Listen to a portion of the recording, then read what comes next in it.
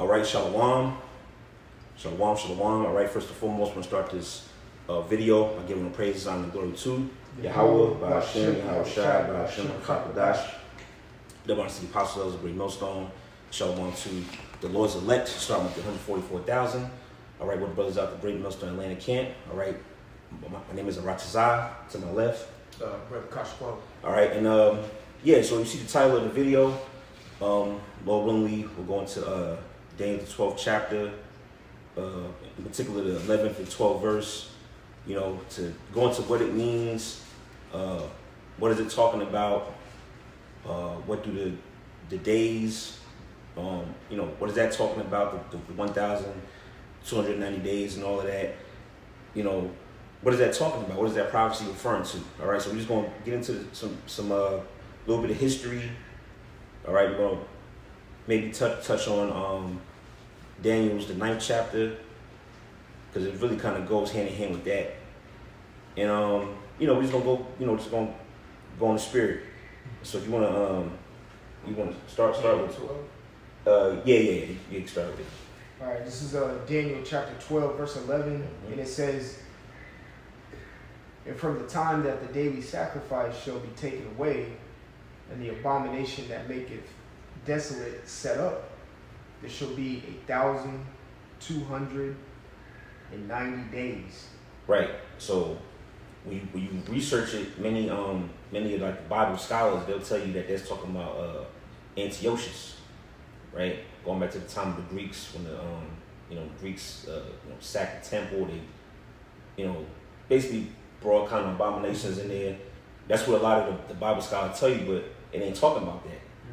All right, it's actually, we just basically get a spoiler, just referring to 70 AD. Right. All right, with Titus, Vespasian. All right, which would come to pass later. If you want to get 2nd Ezra 11. No. Well, if you have something in there, you can. But Matthew's I have Mark.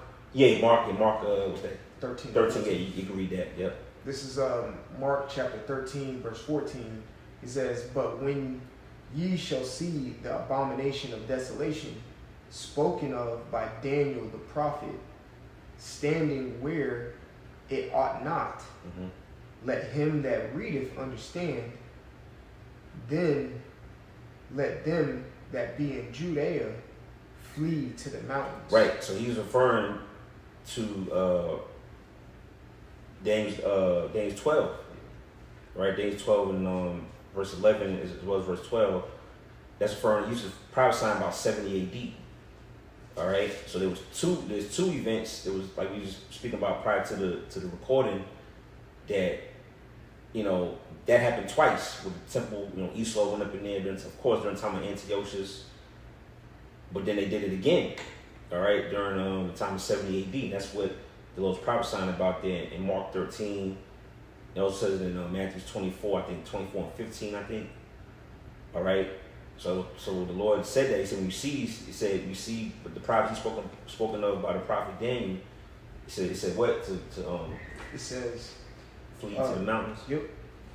It says, spoken of by Daniel the prophet, standing where it ought not, let him that readeth understand.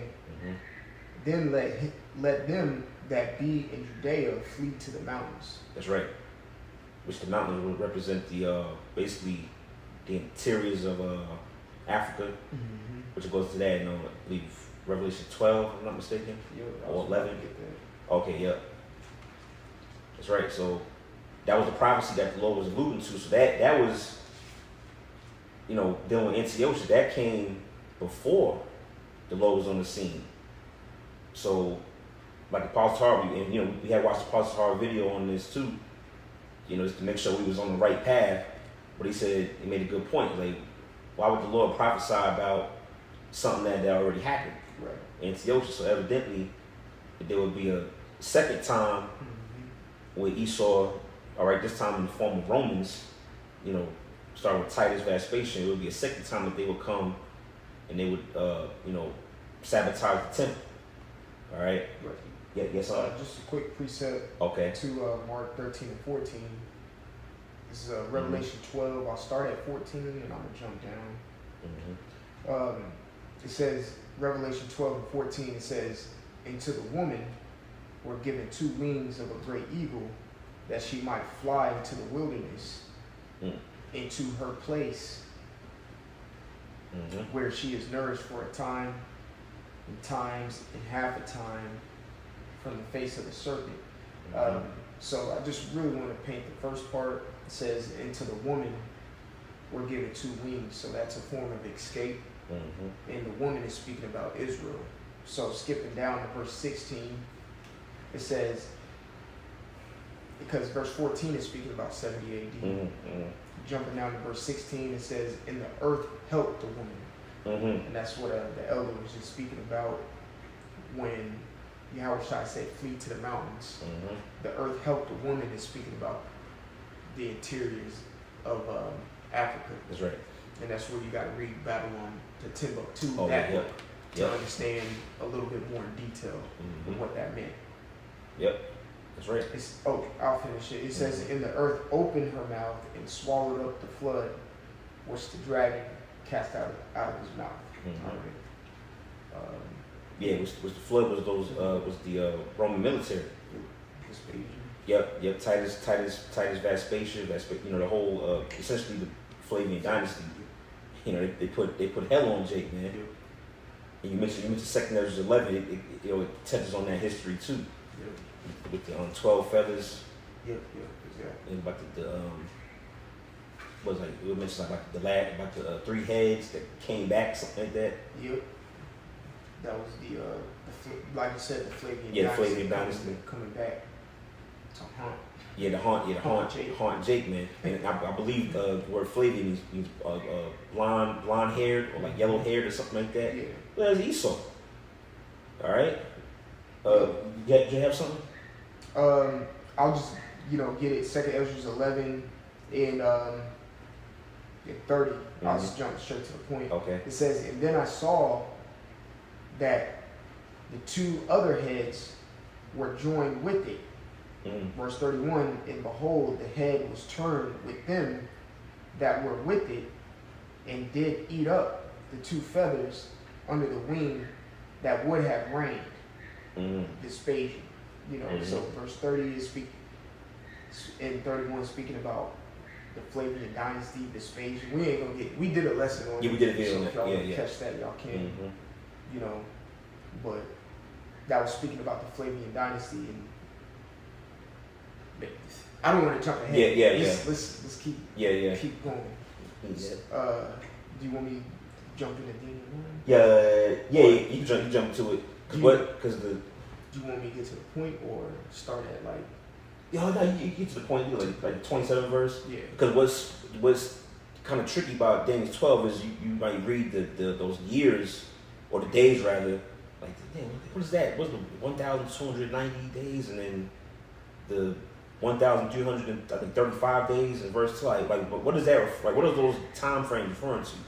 Well, it connects back with like we're about to read in Daniel's 9th chapter, dealing with the 70 weeks, and there's videos out. Brothers have done videos on that too, but we're not gonna go totally into it. But just hit the main point.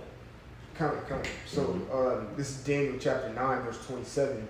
It says, "He shall confirm the covenant with many for 1 week, and in the midst of the week, he shall cause the sacrifice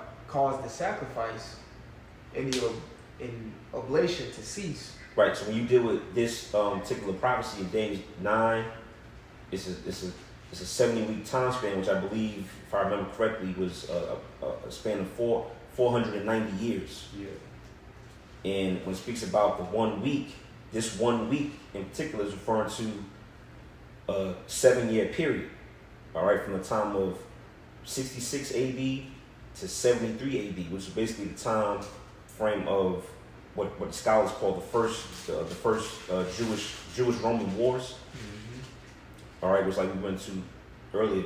Kashkwala brought out how basically Nero was the Caesar, primarily during the duration of that time. It started in 66 AD to 73 AD. All right, and that when it says that what did it say? He should have a covenant with them. Yes. verse 27, Daniel 9 and 27, it says, and he shall confirm the covenant with many for 1 week. Right, which the Romans, in particular, basically the Flavian dynasty, Titus, Vespasian, Domitian, they was in charge, or they was over. Basically, they was the Caesars at that time. You know, and they had certain deals with Jake. You know, they had, you know, Jake would pay taxes.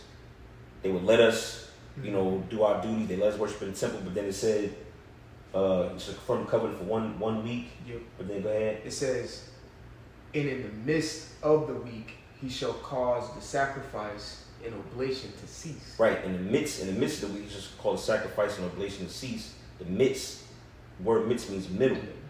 So the middle or the midst of that week, which is a period of 7 years, you get 70 AD.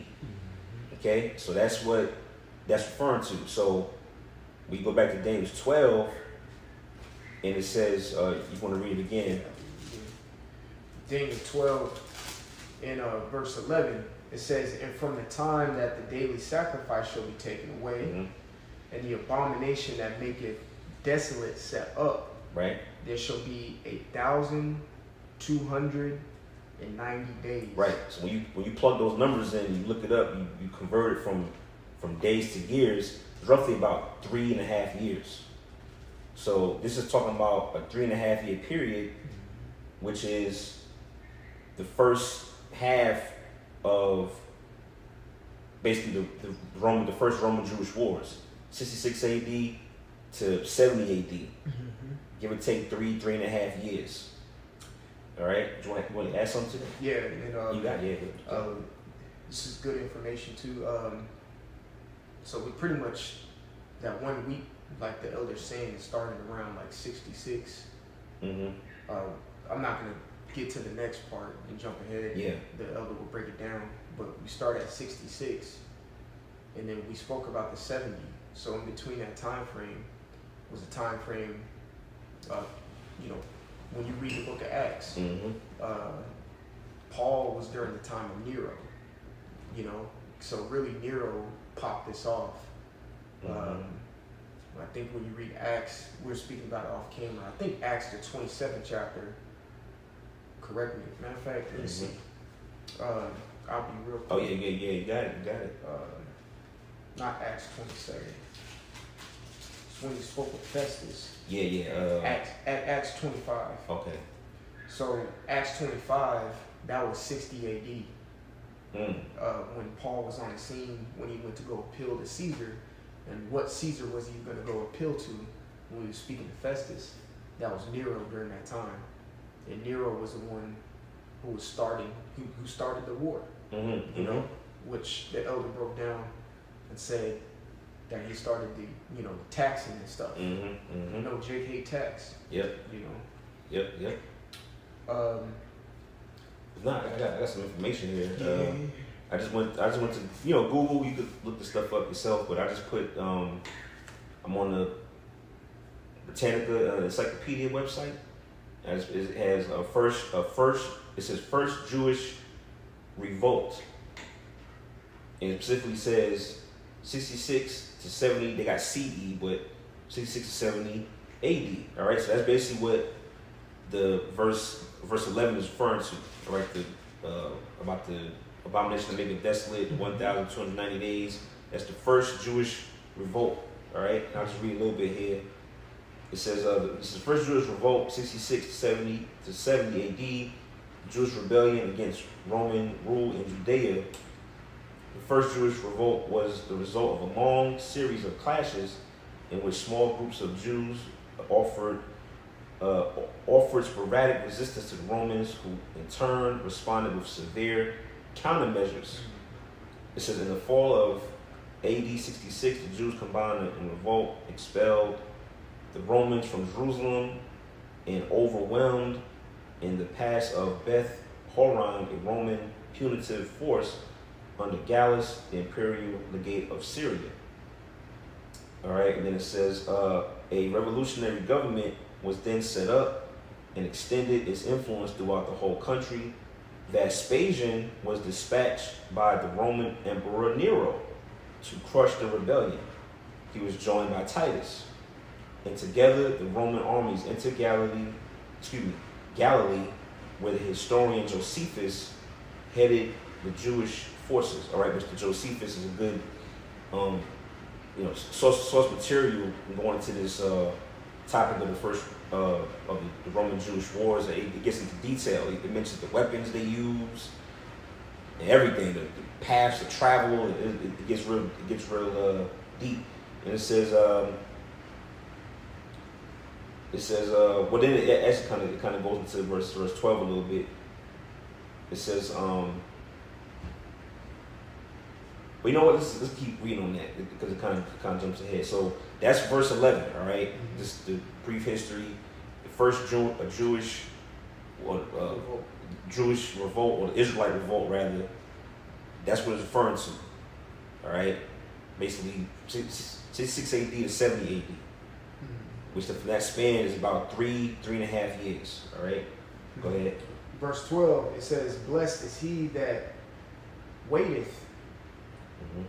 It cometh to the 1,305 days." Right, which is 1,335, if I'm not mistaken. And that's referring to the second half of that 7-year period. All right, so from 70 AD to roughly 73, 74 AD. All right, when you plug those numbers in, the 1,335 days, or whatever, it's about the same time frame, about 3.5 years. So that's the latter half of that. All right, which is after 70 AD. Now, when you read on in this post, it says, I'll jump down to the end. It says, on the 9th of the month of Av, which would be August. All right, it says August 29th. It says in 70 AD, Jerusalem fell. The temple was burned. All right, we just read that. It says, in the Jewish state collapsed, although the fortress of Masada was not conquered by the general Flavius Silva until April of 73 AD. So that's when it ended. All right, the siege of Masada was the last, war you could say that would end that revolt. So 73 AD is when it ended. So when the scriptures say, "Blessed is he that waiteth and cometh to the end," basically, blessed are those that endured that time. That was a hellified time. Yahushua told them, "Hey, you see that? Just run, flee, like get out of there." Right. So for you to endure that, it's basically it's a blessing. Now, I want to read did you have something? No, you keep going. Okay, I had another post to kind of that'll back that up. It's from another website, the Stack Exchange.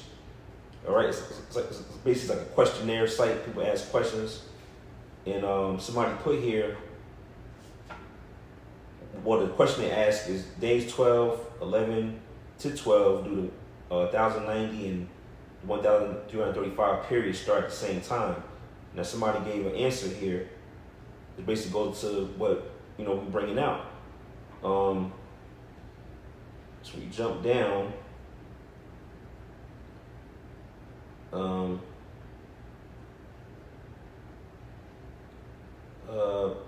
just read this part. It says, the retreat of Cestius got Nero so mad that he sent General Vespasian to Cyril Palestine to once and for all quell the rebellion of the Jews. We just read that, all right? As far as on the last post we just read, it says this all-out attack began in the spring of 67 AD here.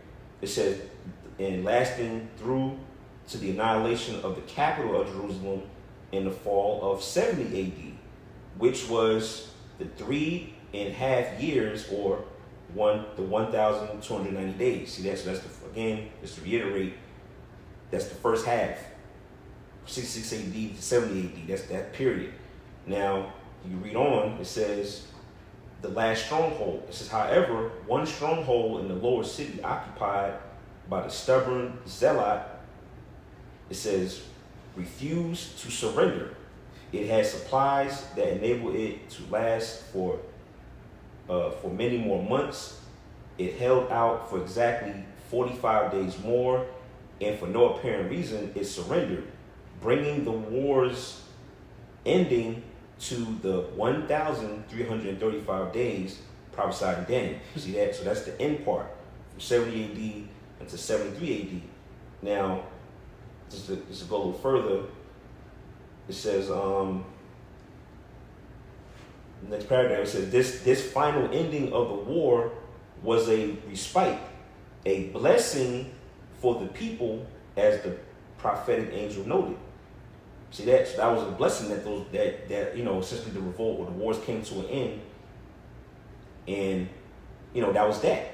That was the revolt. It ended. So verse 12 again is referring to the latter part of the Roman-Jewish wars, and it ended with the siege of the siege of Masada. Excuse me. That was what ended it. All right. So essentially, it's Daniel 9 and 27, but it's more in a condensed form. And we didn't go fully into Daniel 9. Like I said, you watch. We didn't want to make it about two chapters, but when you read Daniel 9, start about 24 on down, it refers to 70 weeks. Daniel 12, 11 and 12 is referring to that last week. All right, which is a 7-year period. Yeah. It's basically what it's talking about. All right, yeah. But like I said, when you research it, the scholars tell you it's talking about Antiochus. Epiphany. Yep. Or Epiphany's the fourth. Mm-hmm. Yep. Which is not. We just read where Yahushua prophesied. He referenced Daniel. The prophecy, this particular prophecy he was talking about. So why would he be, like the elder said, why would he be talking about Epiphany's the fourth? Exactly. When that already had happened. Mm-hmm. He was talking about what was to come. Mm-hmm. Because Yahushua was a prophet himself. Mm-hmm. So he's pretty much putting the people up on game when this happens. Dip. Yeah. And you got something go ahead, man. Now that we pretty much went through the full week and got the understanding of the days, mm-hmm. Brief, but there's a lot of history that happened in that week. Or I'm speaking biblically, mm-hmm. in those 7 years, because like we said, it started with Nero. Mm-hmm. What came after Nero? Galba, Otho, mm-hmm. Vitellius, Vespasian. So you had the year of the 4 emperors mm-hmm. after that. Mm-hmm. All of that was happening during the Jewish revolt, or mm-hmm. like the Israelite revolt. Yeah. So they were pretty much Rome was fighting on 2 fronts, mm-hmm. figuring out who the hell is going to be the Caesar. Mm-hmm. And really, because Otho, he ended up killing himself mm-hmm. anyway, because he got into a dispute with Vitellius, mm-hmm. which all was triggered by who? Mm-hmm. Vespasian. Mm-hmm. So at the end of the day, Nero had Vespasian as a general from the jump. So all of this was Vespasian's plan to go ahead and take out the Israelites mm-hmm. until he got into the power seat, and that's when the 70 AD hit. Mm-hmm. And then he had sons with him as well, Domitian and Titus. Mm-hmm. And that's where you get that Ark of Titus and all mm-hmm. that, mm-hmm. when they actually destroyed mm-hmm. during the abomination of death, which make it desolate. Mm-hmm. So there's verse 20. Daniel 9 and 27 is a lot of history. Yeah, a lot of history in that one verse. Yep. Mm-hmm. I'll finish it off. Okay, now you got it. Daniel 9 and 27, it says, "And he shall confirm the covenant with many for 1 week. In the midst of that week, he shall cause the sacrifice of the oblation to cease, and for the overspreading of abominations, he shall make it desolate." Mm-hmm. Which that word desolate means to destroy. Mm-hmm. It says, even unto the consummation, in that determination shall be poured upon the desolate, and that determination poured on the desolate. Who was the desolate? The Israelites. So when it says that the determination shall be poured upon the desolate, is poured upon the Israelites at the end of that verse. Yep. Yeah, so that's Titus Vespasian. All right, during the time, again, 70 AD, when he brought out, they, sabotaged the temple, ransacked it, defiled it, spoiled it. Like you said, on the Ark of Titus, they have a carving of it, but it showed them carrying the menorah out. It showed, carrying all types of bowls and things of that nature. Yeah. So that was the prophecy.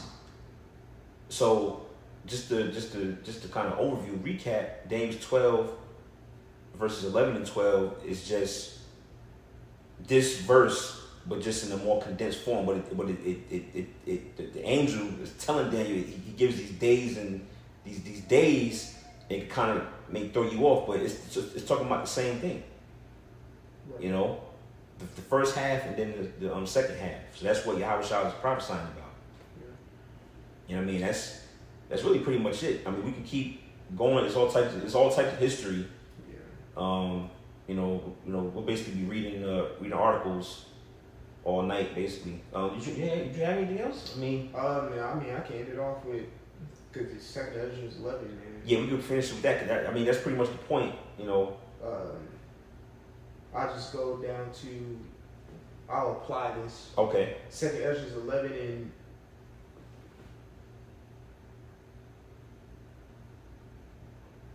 I'll start at 41.